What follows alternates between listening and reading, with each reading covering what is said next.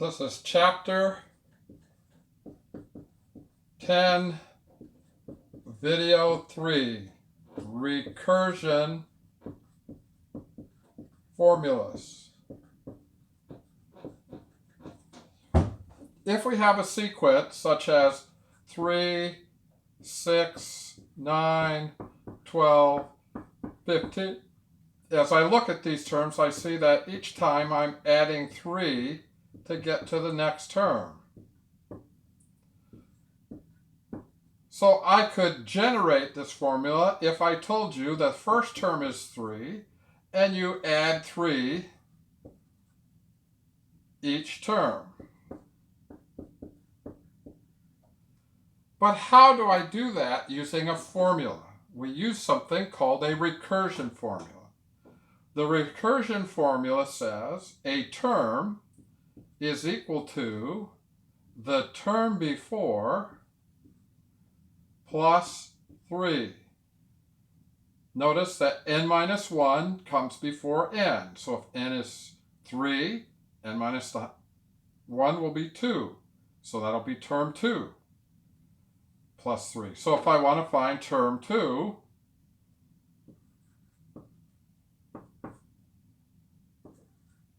that's term 2 minus 1 plus 3. 2 minus 1 is 1, so that's the first term plus 3, which is 3 plus 3 gives you 6. And yes, that gives us a second term. What about the third term? That would be 3 minus 1 plus 3. So the second term plus 3, which would be 6 plus 3, which is 9. Is that the next formula? Yes, it's working. A sub 4 then would be a sub 3 plus 3. A sub 3 is 9 plus 3 is 12. So we found that this formula will work to generate, get my spelling right, generate the sequence. And this is called a recursion formula because it goes from one term to the next, doing the same thing over and over again. Let's take a look at a more advanced recursion formula so that we really begin to understand it. Let's take this one. A sub n equals a sub n minus 1,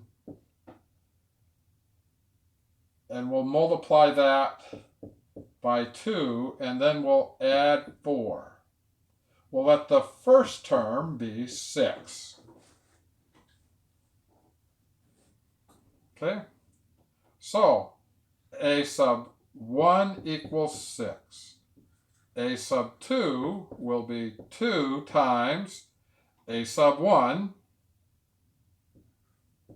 plus 4. That's 12 plus 4, or 16. A sub 3 will be 2 times a sub 2, which is 16, plus 4. And that's 2 times 16 is 32, plus 4 is 36. A sub 4 will be 2 times a sub 3, which is 36, plus 4. That's 72 plus 4 is 76. So we see that this generates the sequence 6, 16, 36, 76. This is called a recursion formula.